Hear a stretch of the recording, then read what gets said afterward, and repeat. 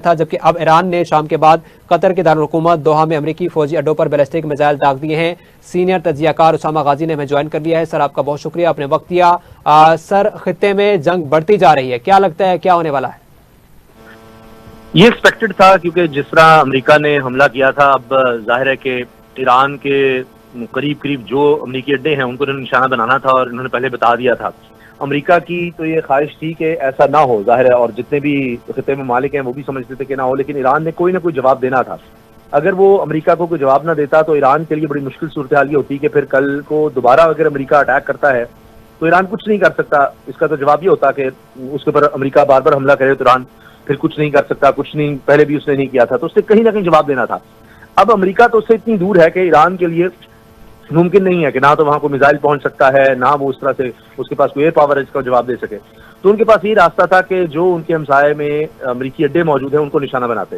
लेकिन इसमें बड़ी अहम बात यह है कि इससे लगता यह है कि एस्केलेशन अब मजीद आगे नहीं बढ़ेगी।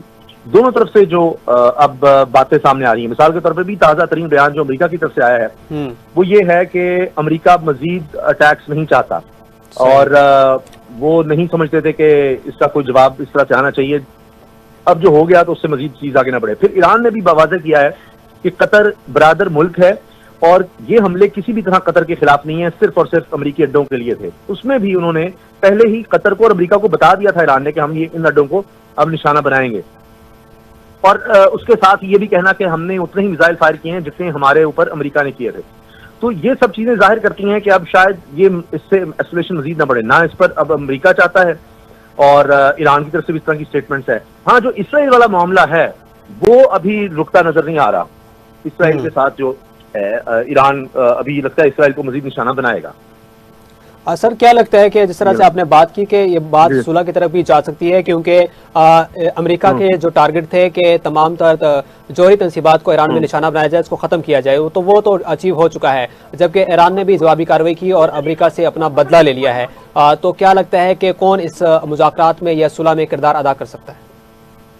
पहले तो देखिए, कतर भी उन ममालिक में शामिल था जो ये कोशिश कर सकते थे, लेकिन अब मसला ये हुआ है कि कतर पर तो बराह रास्त अटैक हो गया है।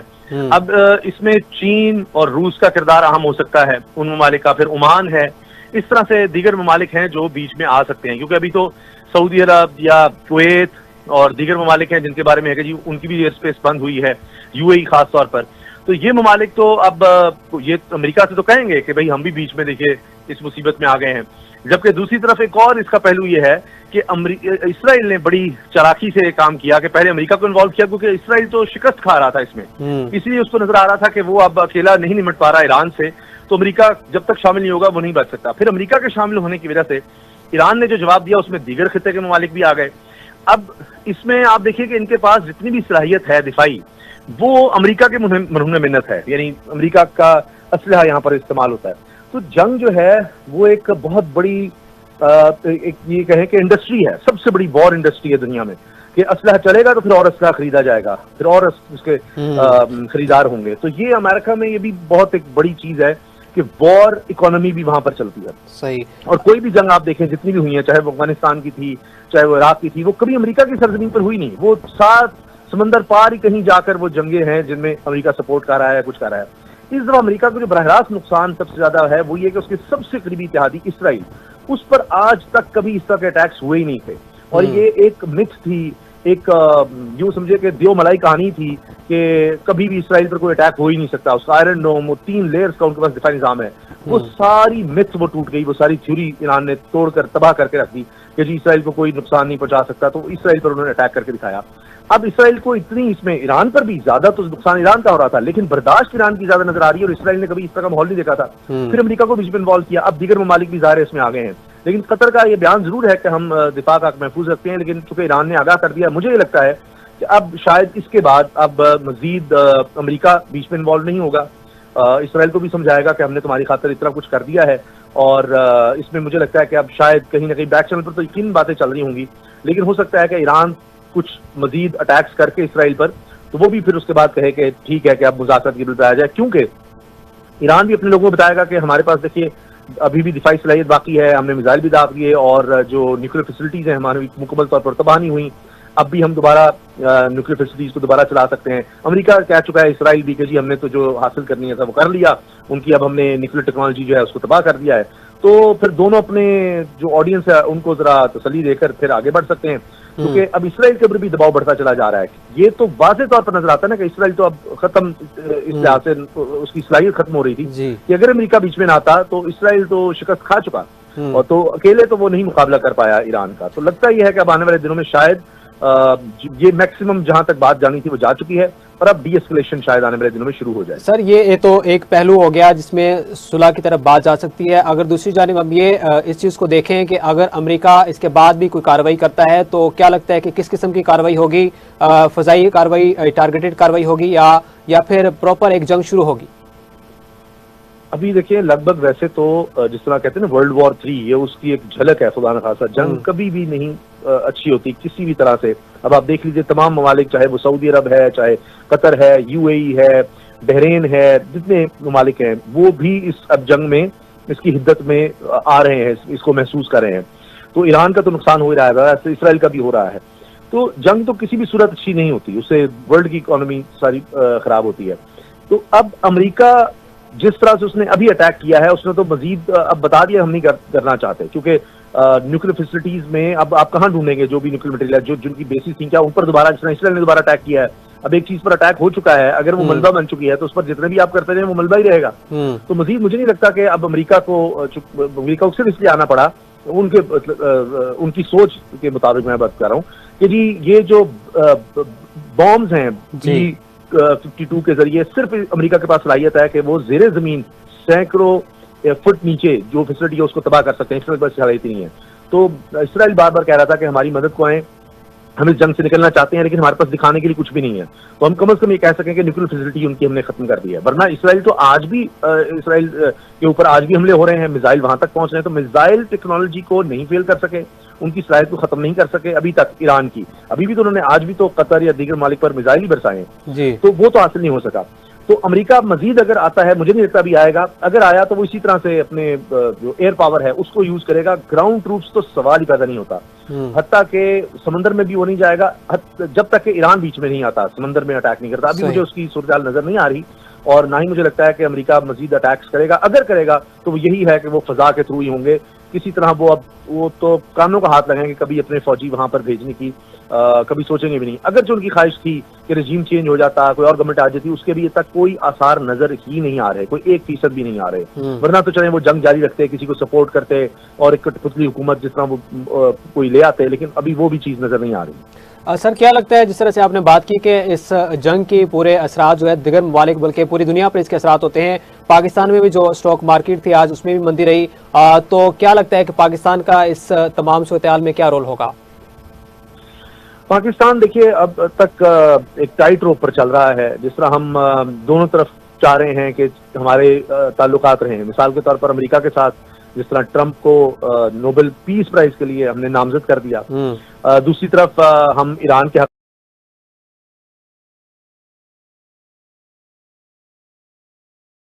थोड़ा सा टोन डाउन किया है कि पहले हमने इसकी मजम्मत की, अब हमने तशवीश का इजहार किया कि जो कुछ खितन हो रहा है। तो पाकिस्तान ईरान का हमसाया मुल्क है, बाकी हम इसमें अमन के लिए कोशिशें कर सकते हैं, लेकिन अनफॉर्चुनेटली हमारा मसला यह है हम किसी भी तरफ जा नहीं सकते। ना तो हम ये कर सकते हैं कि ईरान के साथ खुलकर खड़े हों, और उसके खिलाफ तो यकीनन नहीं हम जा सकते, इसलिए कि हमारा बरादर इस्लामी मुल्क है। तो किसी भी तरह हम कोई सपोर्ट इस तरह की फराहमी नहीं कर सकते जिस तरह की हमने देखा है दीगर ममालिक की तरफ से, चाहे वो इराक हो या जिनकी एयर स्पेस यूज हो रही है, उर्दन हो, कई और ममालिक है, मिस्र हो, कई इस्लामी ममालिक है, या तो वो इसराइल का साथ देते नजर आते हैं, या कम से कम यह है कि ईरान के लिए तो वो कोई ये बात के अखलाकी हिमायत भी नहीं है। तो पाकिस्तान की अखलाकी हिमायत हमें ये नजर आती है कि ईरान के साथ जरूर है, जंग की हम खात्मा चाहते हैं, क्योंकि खित्ते में हमारे मुफाद में नहीं है, हमारी इकॉनमी सफर करेगी, और पाकिस्तान किसी भी सूरत में नहीं चाहेगा कि ईरान में कोई रजीम चेंज हो जाए। उसकी वजह यह है कि फिर वहां पर खाना जंगी हो सकती है, और उसके असरात बराह रास्त फिर पाकिस्तान पर आएंगे। फिर एक ऐसी गवर्नमेंट वहां पर आ जाए जो बिल्कुल इसराइल नवाज हुकूमत हो, तो हमारे लिए तो खित्ते में पहले अफगानिस्तान की तरफ आप देखें, दूसरी तरफ हमारा दुश्मन भारत बैठा हुआ है, तो अगर एक और बॉर्डर हमारा अनसेफ हो गया तो हमारे लिए तो बहुत बड़ा मसला बन जाएगा। तो पाकिस्तान यही उम्मीद रखता है कि हालात जो है हम की तरफ जाएंगे और पाकिस्तान उसमें सिर्फ स्टेटमेंट्स ही दे सकता है, इससे ज्यादा हम कुछ भी नहीं कर सकते। अच्छा सर, सऊदी अरब का क्या रोल होगा? मोहम्मद बिन सलमान के डोनाल्ड ट्रंप के साथ अच्छे ताल्लुकात हैं, क्या वो इसमें कोई रोल अदा कर सकते हैं, जबकि उन्होंने ईरान का भी साथ देने का ऐलान किया था? अब जाहिर है कि जब कतर पर भी ये एक तरह से उनकी एयर स्पेस वायलेशन हुई या नुकसान हुआ तो अब उनकी ऑपरेशन तो होंगी, लेकिन वो ये चाहेंगे कि अब इस जंग को मजीद ना फैलाया जाए। उनकी इकोनॉमी भी सफर करेगी। जब एयर स्पेस बंद हो रही है, खतरात बढ़ रहे हैं, तो पूरे खित्ते के लिए इन्वेस्टमेंट, इकोनॉमी, क्योंकि मोहम्मद बिन सलमान का सारा फोकस जितना भी आप उनको नोट कर रहे हैं वो इस वक्त इकोनॉमी की तरफ देख रहे हैं। उन्होंने तमाम अपनी तवानाइयां इस चीज पर लगाई हुई हैं कि उन्होंने सऊदी अरब को मॉडर्नाइज करना है। और जो ऑयल इकोनॉमी सऊदी अरब की पिछली हमने कई दहाइयों से 60-70 दहाइयों से देखी है, उसको उन्होंने बदलना है कि आगे चलकर ऑयल का बिजनेस उस तरह नहीं रहेगा अब फ्यूचर में। तो वो उसकी इकोनॉमी को चेंज करना, टूरिज्म की तरफ लाना चाहते हैं। तो किसी भी तरह से उनको ये सूट नहीं करता खत्ते में जंग हो। इसीलिए उन्होंने कहा कि ईरान पर ये जाहिरियत है, हम ईरान के साथ खड़े हैं, लेकिन अब जब अगर मजीद ये एस्केलेट होती है और सऊदी अरब तक यानी कोई मिसाइल वगैरह फायर और इस तरह सुनते हैं, तो फिर जाहिर है कि सऊदी अरब एक तरफ अमेरिका पर दबाव डालने की कोशिश करेगा कि इस जंग का खात्मा करें, और दूसरी तरफ ईरान से भी उनके ताल्लुकात कभी भी आइडियल नहीं रहे। पिछली हम देखते हैं जब से इस्लामिक रेवोल्यूशन आया ईरान में, तो उसके बाद से, लेकिन अब हालात बेहतर होने की तरफ आए थे। तो अगर ये जंग मजीद फैली तो वो उनके ताल्लुकात जो है वो जिस तरह सऊदी अरब की तरफ से एक स्टेटमेंट तो कम से कम ईरान के लिए आई थी और तो सपोर्ट नहीं आई, वो भी कुछ कम हो सकती है। लेकिन साथ सऊदी अरब और जितने भी ममालिक हैं वो दबाव अमेरिका पर अपने इत्तेहादी पर जरूर डालेंगे, चाहे वो यूं ही हो कि बस करें आप, इसमें हम ये आग हमारे घर तक भी आ रही है और इस जंग को अब समेटें, क्योंकि इन लोगों की बड़ी इन्वेस्टमेंट है अमेरिका की तरफ। कतर, यूएई, सऊदी अरब, अभी हाल ही में जब ट्रंप ने दौरा किया इन ममालिक का, तो इन्होंने हजारों अरब डॉलर यानी 2000 अरब डॉलर से ज्यादा की इन्वेस्टमेंट का कहा अमेरिका के अंदर। तो ये इस तरह डिप्लोमेटिकली प्रेशर, इकोनॉमी का प्रेशर अमेरिका पर जरूर बढ़ा सकते हैं कि जी इस जंग से निकले। लेकिन अमेरिका सारी दुनिया का दबाव लेगा सिर्फ एक इसराइल के लिए, क्योंकि इसराइल उसका इस तरह का इत्तेहादी है और उसने उसको इस तरह से प्रोटेक्ट किया हुआ है कि उसके लिए सारी दुनिया से भी उसको मुकाबला करना पड़े तो अमेरिका तैयार होगा। तो ये प्रेशर जरूर होगा, लेकिन ये डिपेंड करता है कि अब नेतन्याहू किस हद तक दबाव बढ़ाते हैं कि जी आगे क्या होना है। तो मुझे यही लगता है कि नेतन्याहू की भी तसल्ली हो चुकी है और वो भी अब इस जंग को खत्म करना चाहेंगे। अब बात यह है कि ईरान क्या करता है, क्या वो मजीद हमले इसराइल पर जारी रखता है या नहीं, और फिर अमेरिका के हवाले से वो क्या करता है, मजीद बेसिस को निशाना बनाता है या नहीं।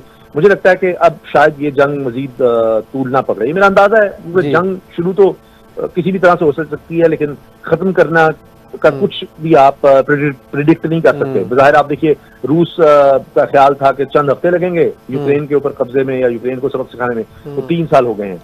इसी तरह वियतनाम की जंग अमेरिका की देखिए, अफगानिस्तान की देखें, तो जंगें जब शुरू होती हैं तो कुछ अंदाजे लगाए जाते हैं, लेकिन खत्म कब होगी कुछ नहीं कहा जा सकता। सर अगर मुज़ाकरात होते हैं तो उसके बाद और अगर बात सुलह की जानिब जाती है तो क्या लगता है कि अगर ये जंग रुक भी जाए ईरान और इसराइल के माबैन, तो वो गजा का जो मामला है जिसकी वजह से ये तमाम तर मामलात बढ़े, तो क्या लगता है कि उस पर भी कोई बात हो सकती है? अभी तो मुझे लगता है कि इस पर कुछ भी नहीं हो सकता। हमने कितने महीने देख लिए हैं कि गजा पर जिस तरह से बमबारी हो रही है, निहत्ते मासूम बच्चों को शहीद किया जा रहा है। मुझे बड़ा दुख और अफसोस होता है कि इस पर तमाम सत्तावन इस्लामी ममालिक, आप देख लीजिए क्या हमारा हाल है। हमें तो आपस में लड़ाना इतना आसान हो चुका है अब कि एक मुल्क पर हमला हुआ और अब दीगर पर हो गए हैं, तो हम आपस की लड़ाइयों से ही निकल पा रहे कि हम उनका क्या साथ देंगे। आप देख लीजिए हमसाया ममालिक हैं, जो मुस्लिम ममालिक हैं, क्या वो उनकी मदद के लिए आ रहे हैं, फलस्तीनियों की मदद के लिए? तो बस वो अल्लाह के आसरे पर हैं और जिस तरह की उन्होंने कुर्बानी दी है कभी नहीं देखी गई। और इस जंग के बाद तो आप देखिए कि सारा फोकस इस जंग पर हो चुका है इस वक्त। तो उनके ऊपर जो भी अटैक हो रहे हैं वो लोग दुनिया जा रही है, ये तो एक तरह का कत्लेआम है। और ये जरूर है कि इससे इसराइल की हिमायत में काफी ज्यादा कमी आ गई है। आज तक हमने जब से इसराइल की रियासत का वजूद आया, कभी इसराइल के खिलाफ इतनी हमने राय आमा नहीं देखी, इतना रिएक्शन नहीं देखा पूरी दुनिया में जितना अब आया है। ये जरूर हुआ है और ये डॉक्यूमेंटेड हो रहा है।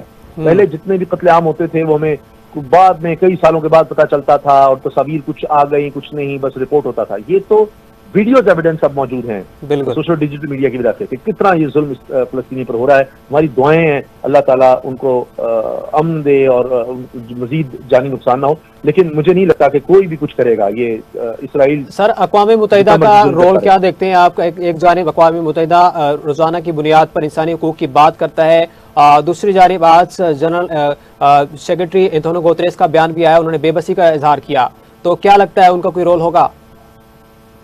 ये बड़ा अच्छा सा आपका सवाल है, लेकिन मुझे दुख से कहना पड़ता है कि आलमी सतह पर अब ताकत है। सिर्फ आपने देख लिया ना कि इसराइल के पास ताकत है या अमेरिका के पास जो ताकत है उसका किस तरह का इस्तेमाल हो रहा है, और जो जितना कमजोर है उसको उतना मारा जाता है। अब आप सोचिए कि अगर ईरान के पास ये भी सलाहियत ना होती, जो उनकी इस वक्त मिसाइल टेक्नोलॉजी उनके पास है, पाबंदियों के बावजूद वो किसी से असला खरीद नहीं सकते, बेच नहीं सकते, हजारों किस्म की उन पर पाबंदियां हैं मईशत के लिहाज से। अब ये मिसाइल भी उनके वहां ना पहुंच रहे होते तो आप सोचिए उनके साथ क्या होता। ना किसी को बांध कर आप मार देते हैं, उस तरह से था। और दूसरी तरफ अगर आज उनके पास न्यूक्लियर बॉम्ब होता तो फिर क्या इस तरह के अटैक्स उन पर हो रहे होते? तो ये देखिए ना, ये तो जाहिर करता है कि आज फलस्तीनी निहत्ते हैं, उनके पास कुछ भी नहीं है, कुछ भी नहीं है। तो आप देखिए उनको मारते चले जाओ, मारते चले जाओ, मारते चले जाओ, मासूम बच्चों को। आप सोचिए जो बच्चे अभी चंद दिन के हैं उनको भी मारा जा रहा है, जो चंद साल के हैं, क्या वो दहशतगर्द हैं जिस तरह मारे हैं? तो आलमी स्तर पर अक़वाम मुत्तहिदा हो, उनका किरदार सिफर है, कोई कुछ नहीं करता, ये सिर्फ बातें हैं। असल अब दुनिया में एक ही चीज चल रही है, जिसके पास जितनी ताकत है वो उतना उसका इस्तेमाल करके रोंद सकता है किसी को। और दूसरा ये कि आपके पास अपने दिफा के लिए क्या है। जितने आप मजबूत हैं उसके मुकाबले पर उतना आप दूसरा रिएक्ट कर सकते हैं, और जितने आप कमजोर होंगे उतने आप मारे जाएंगे। यही देखिए कि आप एक तरफ गजा के निहत्ते मुसलमानों का हाल देखिए और दूसरी तरफ ईरान, क्योंकि उनके पास कुछ ना कुछ था तो उसका जवाब दे रहे हैं। तो आज तक अभी इतने दिनों के बाद भी ये है कि वो जब चूंकि इसराइल को जवाब देते हैं, इसलिए अब इसराइल उतने उस तरह के हमले नहीं आप देख रहे कि बिल्कुल एक तो हम कहते हैं कत्लेआम ईरानियों का वो कर रहा हो, वो उसकी अभी तक उसकी जरूरत नहीं हुई। वजह यही कि जी रिएक्शन आ रहा है। लेकिन फलस्तीन में पता है कि जी कोई उनकी मदद को नहीं आ सकता, उनके पास कुछ भी नहीं है। हम उनको जिस तरह से मर्जी मुर्गियों की तरह जिस तरह होता है कि जिबा कर दें, मार डालें उन सबको, तो कोई कुछ नहीं करेगा। तो उनके साथ उतना जुल्म बढ़ता चला जा रहा है। तो यही अगर आप ये देखिए किसी का दिफा बहुत मजबूत होगा किसी भी मुल्क का, तो फिर ये जुर्रत नहीं करेंगे। एक चीज जरूर है कि अगर हम तारीख देखें तो 1967 में जिस तरह इसराइल अरब वॉर हुई तो वो शायद 6 दिन तकरीबन रही थी, और कई ममालिक जो हैं वो बिल्कुल हथियार डाल के इसराइल के आगे कुछ भी नहीं हो सका। उसके बाद जितना भी हम देखते हैं फिर लेबनान के साथ, तो लेबनान ने अपने इलाके छुड़वाने में कामयाब हुआ, हिजबुल्ला उस वक्त बड़ी मजबूत हुई। फिर मिस्र का भी हम देखते हैं कुछ ना कुछ उसके बाद रिएक्शन था। तो उसके बाद से ये जब जितनी भी जंगें हुई हैं, इसराइल को सबसे ज्यादा सख्त जवाब ये मिला है। और उसकी ताकत किसी मुल्क, किसी रियासत जो अपने दिफा की सलाहियत कुछ ना कुछ रखती हो, उसके मुकाबले पर हमने जो आज देखा है, आज से पहले कभी नहीं देखा। तो ये एक जरूर उम्मीद जागी है कि ये नहीं कि जी बिल्कुल ये एक तरफ एक माइट है और उसको कुछ नहीं कहा जा सकता, वो एक मिथ टूटी है। तो अब जाहिर है कि रीडिजाइनिंग होगी, और जब ये जंग खत्म होगी तो मुझे लगता है कि ईरान अपने आप को और इम्प्रूव करने की कोशिश करेगा इस टेक्नोलॉजी के लिहाज से, और दीगर ममालिक में भी ये ख्वाहिश पैदा होगी कि जी आप किसी पर डिपेंड नहीं कर सकते यहाँ पर कि जी फलां आकर बचाएगा, फलां आकर बचाएगा। आपको अपने बलबूते पर खड़ा होना होगा, क्योंकि यहाँ पर कोई भी ताकत जोम में, बदमाशी में, गुंडागर्दी में ये सोच सकती है और फिरौन बनकर आप पर तबाही ला सकती है। तो अब आप ये अभी जो भारत और पाकिस्तान के दरमियान जंग हुई, इसी में देख लीजिए ना कि कोई सबूत नहीं, कुछ नहीं, बस भारत को जोम था कि अच्छा हमारे पास अब राफेल आगे हैं, इनका इस्तेमाल करके हम बच जाएंगे, और उन्होंने उस जोम में तकब्बुर पे पाकिस्तान पर अटैक किया, और जिस तरह का जवाब मिला तो अब उनको याद रहेगा। तो लिहाजा आपको अपने दिफा के लिए मजबूत रहना है, क्योंकि आप कोई प्रिडिक्ट नहीं कर सकते किस वक्त कोई उठ के क्या जवाब बनाए और आप पर हमलावर हो जाए। अब इसराइल और अमेरिका दो ऐसी ताकतें जिनके पास न्यूक्लियर पावर है, वो एक ऐसे मुल्क पर हमलावर है जिसके पास है ही नहीं अभी, मतलब डिक्लेयर्ड नहीं है कि उनके पास कोई न्यूक्लियर बॉम्ब बन चुका है। जी हाँ। और आप देख लीजिए कि क्या है, ना ईरान की कोई मदद को आ रहा है, कोई मुल्क उसके साथ खड़ा नहीं हो रहा। अखलाकी हिमायत जरूर है, लेकिन क्या उस तरह से कोई खड़ा है जिस तरह अमेरिका इसराइल के साथ खड़ा है, या मगरब खड़ा है, या यूरोप खड़ा है? इस सब के बावजूद जो कहते हैं हाँ जी फलस्तीनियों के साथ बड़ा जुल्म हो रहा है, कई ममालिक ऐसे कह रहे हैं, लेकिन इसराइल का साथ दे रहे हैं जंग। सही, बहुत शुक्रिया। हमारे साथ सीनियर तजियाकार उसामा गाजी मौजूद थे। आपको बताएं कि ईरान ने शाम के बाद कतर के दारुल-हुकूमत दोहा में अमरीकी फौजी अड्डों पर बैलिस्टिक मिसाइल दाग दिए। अमरीकी मीडिया के मुताबिक दोहा में धमाकों की आवाज़ें सुनी गई, जबकि ईरान की जानिब से कतर में अमरीकी फौजी अड्डों पर 6 मिसाइल दागे गए हैं।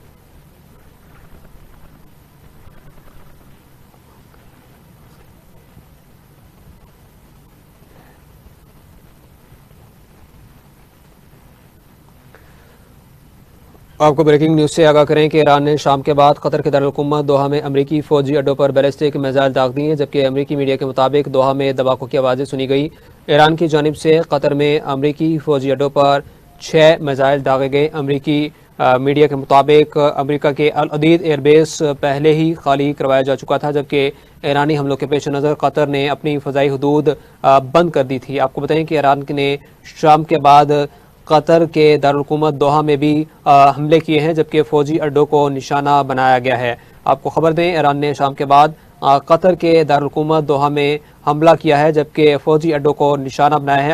अमरीकी मीडिया के मुताबिक दोहा में धमाकों की आवाज़ें सुनी गई, जबकि ईरान की जानिब से कतर में अमरीकी फौजी अड्डों पर 6 मिसाइल दागे गए, जबकि ईरान ने शाम के बाद कतर के दारुल-हुकूमत दोहा में अमरीकी फौजी अड्डों पर बैलिस्टिक मिसाइल दाग दिए हैं।